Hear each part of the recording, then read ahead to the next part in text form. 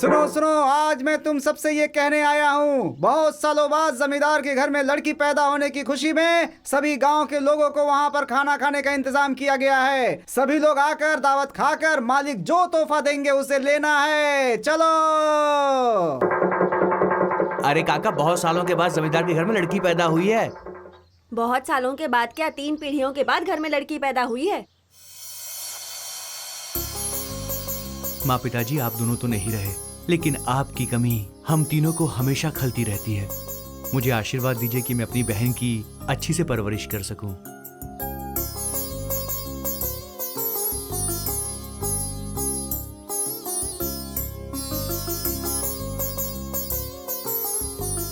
अरे तुम लोग यहाँ क्यों खड़े हो? अरे वहाँ पे मालिक सबको तोहफा दे रहे हैं। चलो चलो चलो, एक एक करके आ जाओ। चलो चलो चलो चलो हाँ, चलो, आओ लाइन से आओ सब लोग, आ जाओ।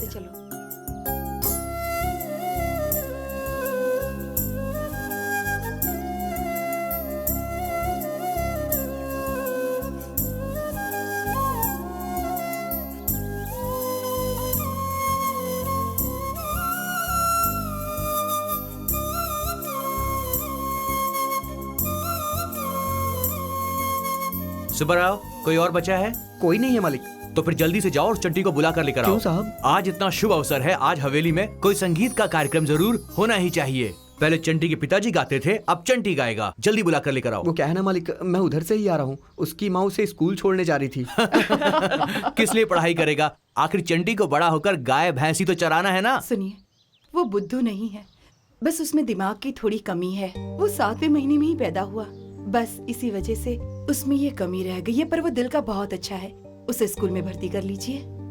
सुनो कांता बहन, मैं आपका दर्द समझता हूँ, लेकिन आपके बेटे को इन छोटे बच्चों के बीच में कैसे बैठा सकता हूँ? मैं अपने पति से भी कहती थी कि इसे पढ़ाएंगे लिखाएंगे, पर उन्हें ये पसंद नहीं था। इसीलिए थोड़ा बहुत गाना सिखाकर वो इसे मेरी गोद में छोड़कर चले गए। अब तो हमारा जीना ही मुश्किल हो गया है। अगर वो गाना ही गाएगा तो कैसे चलेगा? अरे ओ चंटी, चल तुझे मालिक बुला रहे हैं। वो क्यों? क्या क्या उनकी बहन का जन्मदिन है, तुझे गाने के लिए बुलाया है। गाना गाने हाँ, के लिए? चल। चलो। सुनो कांता बहन, आप अच्छी हो इसीलिए मैं कह रहा हूँ। चाहिए तो मैं आपके बेटे को मुफ्त में खाना खिलाने का इंतजाम कर सकता हूँ। कोई बात नहीं मास्टर जी, भगवान की दया से खाने पीने को तो सब कुछ है। 4 अक्षर सीख लेगा तो दुनियादारी समझ जाएगा। अब उसकी किस्मत ही खराब है तो आप भी क्या कर सकते हैं। चलती हूँ मास्टर जी, आप उसके बारे में सोचिएगा। नमस्ते। अरे ये कहाँ चला गया? जमींदार के यहाँ से बुलावा आया था, वो वहाँ गाना गाने गया है। मेरे पति भी गाने की वजह से मुझे हमेशा दुखी करते रहे, अब बेटा भी गाना गाकर मुझे रुला रहा है। पश्चिम दिशा के खेत का हिसाब 20,000 मालिक, और जो नारियल का हिसाब है उसका 25,000 है मालिक। पश्चिम दिशा के खेत के पिछले महीने का हिस्सा 25,000, नारियल बागीचे का भैया, शास्त्री जी आ रहे हैं। आइए शास्त्री जी आइए, मैं आपकी ही राह देख रहा था। दीर्घायुष्मान भव, सकल आयुष्मान प्राप्तिरस्तु। शास्त्री जी, मेरी बहन 5 साल की हो चुकी है। मैंने उसे अक्षरों का अभ्यास तो करवा दिया है, अब उसे स्कूल भी भेजना चाहता हूँ। अब मेरी बहन 6 साल की होने वाली है। मैं चाहता हूँ कि आप उसकी कुंडली भी बना दीजिए। आपकी खबर सुनकर मैं समझ गया बेटा, नंदनी की कुंडली बहुत अच्छी है। इसकी वजह से आपके परिवार का मान मर्यादा धन दौलत सब बढ़ जाएगा। तुम्हारी बहन को तुम लोगों पर रहने वाला मान सम्मान और तुम लोगों से उसका प्यार दिन ब दिन बढ़ेगा। लेकिन क्या हुआ शास्त्री जी? कोई ऐसी बात है जो आप हमसे बताना नहीं चाहते? वो इसके विवाह के बारे में। हाँ, उसकी शादी तुम्हारी इच्छा के विरुद्ध होगी। शास्त्री जी, बकवास बंद कीजिए। मैं बकवास नहीं कर रहा हूँ बेटा, जो होने वाला है वो कह रहा हूँ। भैया, भविष्य जैसी कोई चीज नहीं होती, विश्वास मत कीजिए इस पर। तुम्हारी पीढ़ी में वो भी 3 पीढ़ी के बाद लड़की पैदा होगी, ऐसा कहा था ना मैंने। तुम अपनी 10 साल की उम्र में पिता की जगह लोगे, ये भी मैंने कहा था, और ये सच हुआ, और ये भी होकर ही रहेगा। ऐसा कुछ नहीं होगा, जाइए यहाँ से। मैं जो कहना चाहता था मैंने कह दिया, अब आप मानो या ना मानो ये आपके ऊपर। भगवान आप लोगों को हमेशा खुश रखे। मालिक, बहन जी को स्कूल छोड़ने के लिए मैंने गाड़ी तैयार कर दी है। नंदिनी स्कूल नहीं जाएगी। भैया, हाँ, अब स्कूल यहाँ पर आएगा। मैं इंग्लिश टीचर हूँ। मैं मैथ्स टीचर हूँ। मैं साइंस टीचर हूँ। मैं हिस्ट्री टीचर। नंदिनी को आप लोगों को यहीं पे पढ़ाना होगा।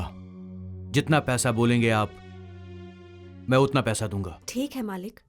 और उस दिन से नंदिनी का स्कूल और मंदिर सब उसके घर में ही होता था।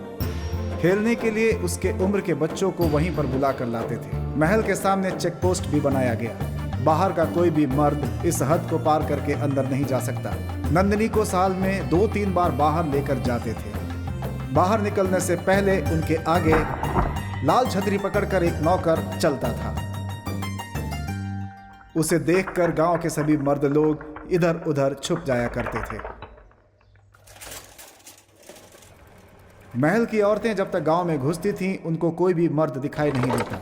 अगर कोई भी मर्द नंदिनी की तरफ गलती से भी नजर उठाकर देख ले तो उसके साथ क्या हश्र होगा वो सोच भी नहीं सकता था। और ऐसी गलती करने वाले जो लोग हैं उनमें से कुछ लोग यहाँ हैं। दरअसल इन्हें पता भी नहीं है कि इन्होंने कौन सी गलती की है। और ये हैं नंदिनी के सबसे छोटे भैया। जल्दी काम करो। दरअसल इन्हें ऐसी सजा दिलाने में बहुत मजा आता है। और कितना दिन मालिक ऐसा होगा? छोटी मालकिन की शादी होने तक। और ये नंदिनी के दूसरे भैया और उसकी भाभी, और ये उसके बड़े भैया। दोनों भाई इनकी बातों को बहुत मानते हैं। इनके लिए इनकी बहन उनकी जान से भी प्यारी है। और ये हैं नंदिनी की बड़ी भाभी। बचपन में ही माँ बाप को खो देने वाली नंदिनी को इन्होंने अपनी सगी बेटी की तरह पाला है।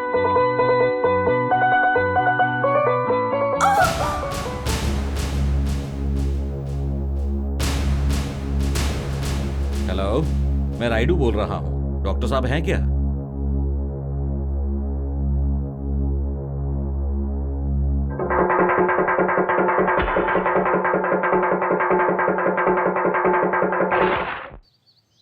ए कांता, अरे ओ कांता, क्या बात है? सब मिलकर यहाँ आई हैं। और क्या करें, गांव में चाहे कुछ भी हो जाए तुझे कोई फर्क ही नहीं पड़ता। तुझे पता नहीं क्या, जमींदार की बहन बड़ी हो गई है। अरे अब वो बच्ची नहीं रही, बड़ी हो गई है। ओह ऐसी बात है। आज गांव के किसी भी घर में चूल्हा नहीं जलना चाहिए। जमींदार साहब ने ऐसा कहा है। सबका खाना वहीं होगा। मैं किसी भी शुभ कार्य में नहीं जाती। आजकल तू कुछ ज्यादा ही सोचने लगी है। गांव के किसी भी शुभ कार्य में तू नहीं आती है। ये पुराने जमाने की बात है। हमारे गांव में तुम्हारी जैसी कितनी औरतें हैं, सब तेरी तरह सोचती हैं क्या? मैं अपनी तुलना किसी के साथ नहीं कर सकती। आप जाइए यहाँ से। उसे समझाने का कोई। अरे रुक। अरे चंटी तू है? क्या बुढ़िया, सारी बुढ़िया लोग मिलकर कहाँ जा रही हैं? हमारी बातें छोड़िए, बता केला तोड़ने की जगह ये केले का पेड़ उखाड़ कर क्यों ले आया, बता तो। ये बात तो मैं माँ से पूछूंगा। पहले ये बताओ तुम लोग कहाँ जा रही हो? जमींदार साहब की बहन बड़ी हो गई है। गांव वालों को खाने की दावत मिली है। क्या कहा? नंदिनी बड़ी हो गई है? लेकिन अचानक ऐसे बड़ी कैसे हो गई? अच्छा, इतनी बड़ी हो गई है क्या? बड़ी होने का मतलब वो नहीं होता। तो फिर? ये सिर्फ उम्र से बड़ा हुआ है, दिमाग से नहीं। ये सब जान के तू क्या करेगा? चलो बहन, हम चलते हैं। अरे रुक जाओ, बोले बिना कहाँ जा रही हो? अरे रुको तो सही। अरे कम से कम बता कर तो जाओ। अरे चंटी बेटा, हाँ आ रहा हूँ माँ। ये बुढ़िया भी ना। ये पूरा पेड़ क्यों उठा कर ले आया? अरे वही माँ, तुमने बोला था ना कि बोले बिना केले मत तोड़ना। लेकिन रमैया जी ने कहा कि केले तैयार हो गए, 2 दिन में पक जाएंगे ऐसा बोला। घर आके बोलने में देर हो जाएगी सोचकर मैं सीधे काट कर ही लाया। क्यों मामे, सही किया ना मैंने? सुनो कांता बहन, एक अच्छी सी लड़की देख के इसकी शादी करवा दो, नहीं तो ये कल को नारियल का पेड़ या ताड़ का पेड़ भी काट के ले आएगा। ओ मामे, शादी की बात मत करना, नहीं तो मुंह तोड़ दूंगा। तुम बोलो माँ, वापस काट कर लाऊं क्या? कोई बात नहीं, तू अंदर जा बेटा।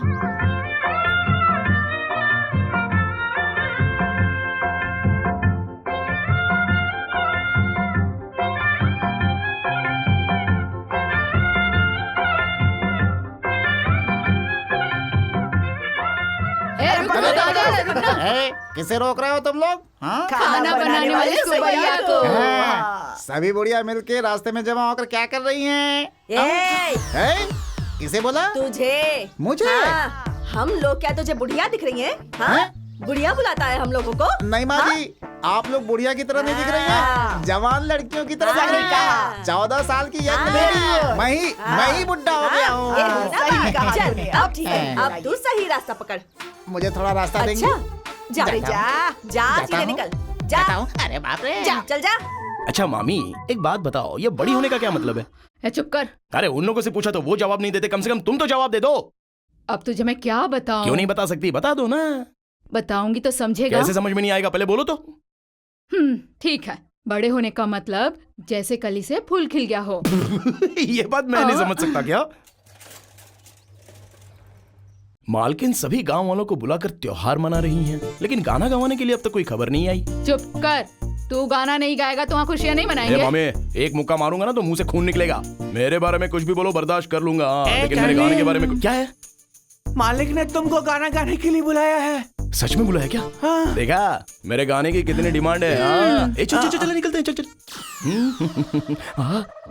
सुबैया मामी, ये फूल तो बड़ा हो गया है। फूल कैसे बड़ा हो सकता है? अबे तू चुप कर यार, कल ये कली था और आज ये खिल गया, इसका मतलब आज ये बड़ा हो गया है। अरे मैं किस उल्लू को समझा रहा हूँ। चल चल चल जल्दी, वहां जाएगी। चल। चंटी घर पे नहीं है, जमींदार के यहाँ गाना गाने गया है। चला गया क्या? इस गांव में किसी भी मर्द को वहां जाने की इजाजत नहीं। उस घर की तरफ कोई देख भी नहीं सकता। अगर इसे बुलाया है, इसका मतलब वो इसे बेवकूफ समझते हैं, और ये भी मेरे मना करने पर चला गया। ये तो मेरी कोई बात सुनता ही नहीं।